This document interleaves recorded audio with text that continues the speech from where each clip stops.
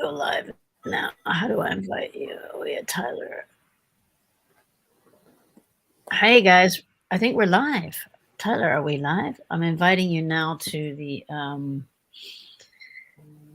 Instagram. I think you're going to receive the Instagram. Let me know if you received it. I see you on Instagram. Great. Hey, Rupda. Ciao. Hi. So are we on Instagram together as well? Yes, we are. We're Yes, doing we it. are. We're on Yes, we all are. four corners. I don't even know what that means, but sounds good. Good morning and good evening.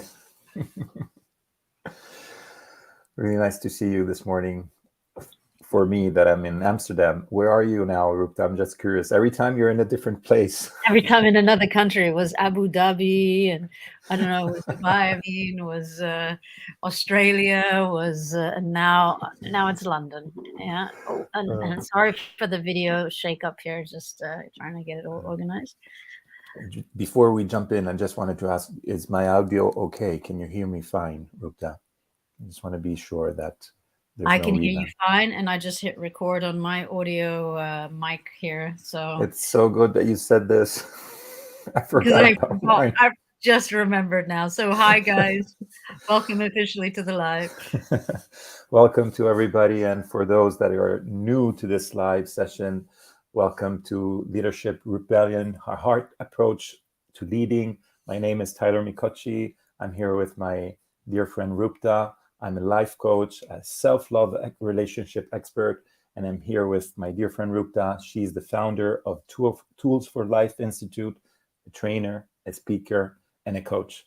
And we're here to move on with our 9-part series that we are offering to you every Tuesday morning in Paris time, every Tuesday evening in Sydney time, where we want to offer you a new perspective on leading and coaching from the center of your heart. That's the idea. That's the way we talk about self-leadership and also how to lead others. So today we are focusing on the shadow side of leading. So I'm just curious, Rupta, I want to know more. What do you mean for the shadow side of leading? What does it mean? And why are we talking about this? I mean, I thought leadership was something joyful, something nice, something that makes you shine and makes other people shine. And we're talking about the shadow side of leading. What is this? I like that, by the way. That's the direction we want to go. So yes to that. And of course, with Shadow Side, I don't know why, I'm reminded of this album in the mid 70s. You know, I listened to it a lot back then, and it was called The Dark Side of the Moon. It's the sort of the shadow side of our structure, the part that we don't often talk about. And it's what get played out and not always named, yeah, especially in a narcissistic wound. Everybody has a need to be seen, but often we don't dare to talk about that need to be seen, because to be seen is connected to being loved. But what we do in order to be seen can be, let's say, very destructive, and can be very manipulative, can be very, agenda oriented, but many unspoken contracts and sort of things that we can do in order to get what we want and to get seen. Yeah. And when we step into leading, that shadow side can have many different distortions. The obvious one, and often why people don't want to step into leading, is because we see a misuse of leadership, which is in how that gets played out essentially. When you start to step into leading, and you and I have spoken about this, one of the beautiful things that comes with it is you start to feel that sense of empowerment. It's priceless. For me, it's been the biggest reward, is stepping into that empowerment.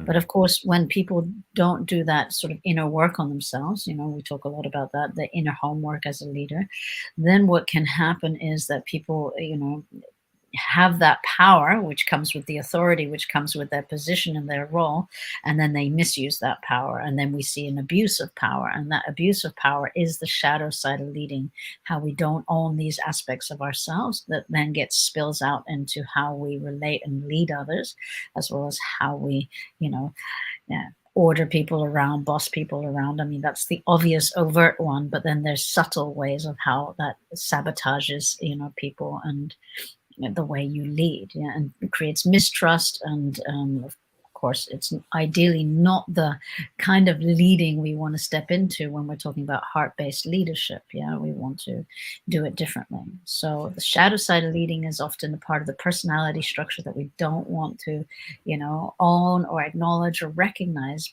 But when we own it, that's when things start to, of course, transform and change.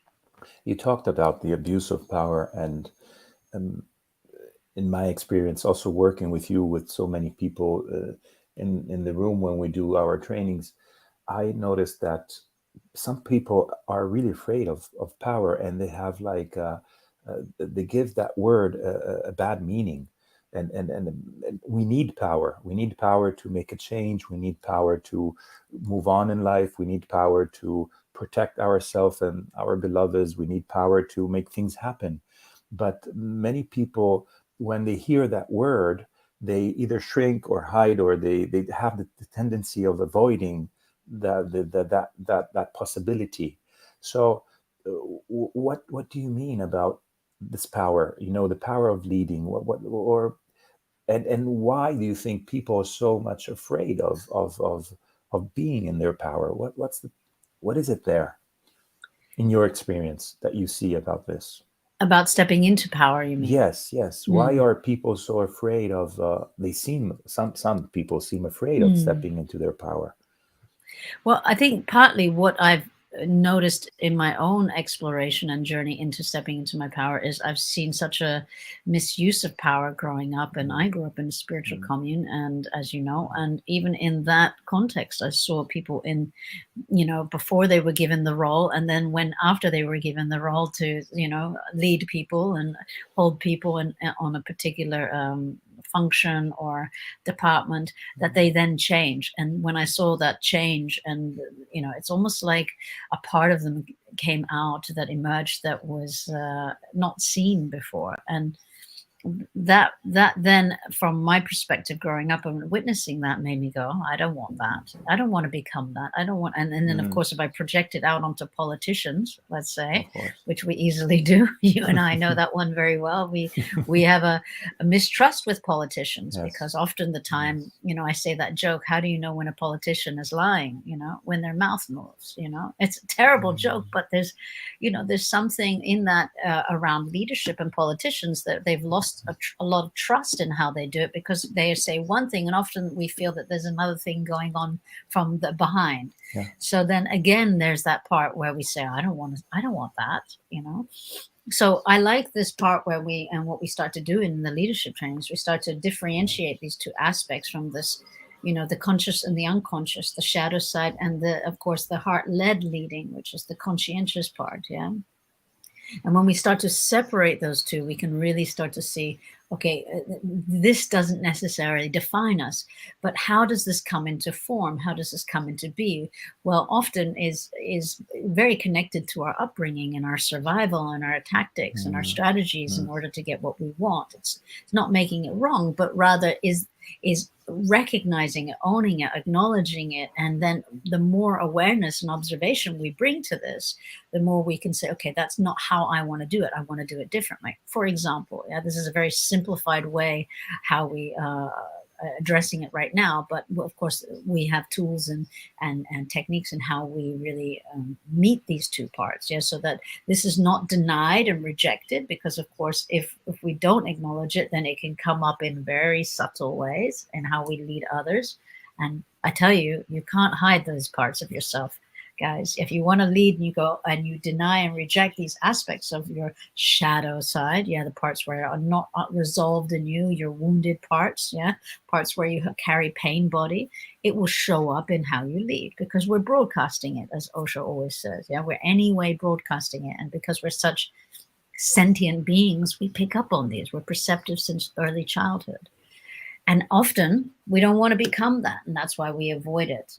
But when we sort of take that next step and brave leadership, then, and that means we need to also be willing to, if we really want to do it conscientiously, from the heart, then we need to be willing to acknowledge that part.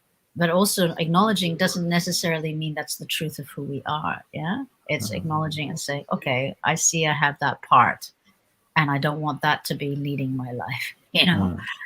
So if I understand well, can we say that there's like a true power and then a distorted power? There's like a true way of stepping into our power and leading from there, and then there's also a distorted way of abusing of the power or misusing the power. Is that correct? Can we say that? Yeah, and I like Almas, who's been around for a few decades in this work, and he talks about true power and false power. And in a way, in a simplified way, we could say it's bravado, compensated power, power over versus empowered. Yeah, and you can feel it immediately when people walk in the room, how they're holding space, or how they're leading a meeting. From which place are they coming from? That compensated place. I need to dominate and be alpha versus empowered. And often when they're empowered, they're inspiring and encouraging, and it's a different form, including. So Yes, I was going to ask you, can you like give us some tips on which are the indications that we are leading from a true source of power? Which are the signals that we can trace in us, in ourselves or in others, that can help us to understand, yeah, that's the true source of power. It's not a distorted way of leading. yeah, I like that. Look, there's one step that you can take already, and that goes in any aspect of your life. And you and I work somatically, and I often say the body never lies. The body always is registering what's happening in the now. Am I in relaxation or am I in tension? Yeah, it won't lie. If I say Om Shanti Shanti, I am relaxed, but I'm not breathing deeply. Ha ha ha. The body's saying something else. Yeah, even if my mind wants to play that, story to itself. Yeah. So one thing I often say is, if I want to work from a grounded place within myself, from a centered place, from a connected place, is I work somatically, and I get myself in the body, and I get myself present, and simple things like breath work or movement or slowing things down, so I can sense myself, sense my body, and then I might even feel something. I feel connected. One of the reasons why we don't want to slow down, for many people, is they don't want to feel. They like to numb out, because if they feel their feelings, they might feel something uncomfortable, which many of us are naturally also carrying the weight of the world and life. Yeah.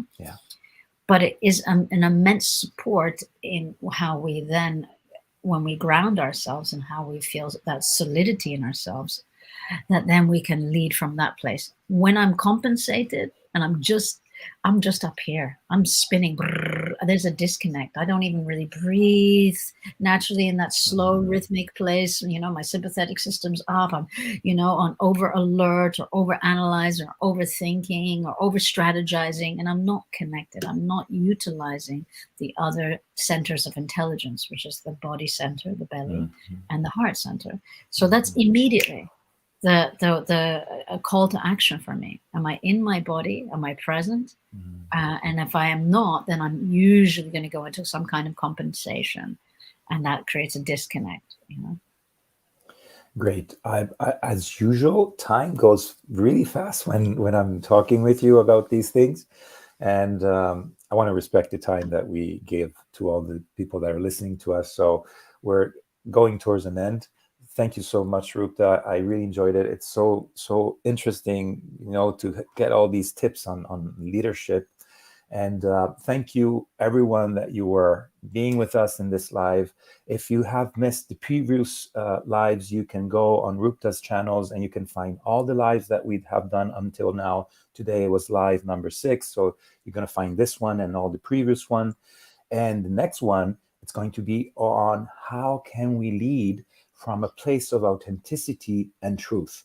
So it seems like the next one is really the next level, once that you have discovered your dark side and how to step into your true power, then you can be more authentic and you can be even more truthful. So I'm very much looking forward for that, to get more information on that. Thank you again, Rupda, and really very much looking forward to see you next Tuesday. Oh, it was such an honor, Tyler. I love it. And I look forward to next Tuesday. And thank you all for watching. Stay posted for the next one, and see you soon. Yeah. Yes. Arrivederci, as you say in In Italy, the yes. land of pasta. Thank you, beauty.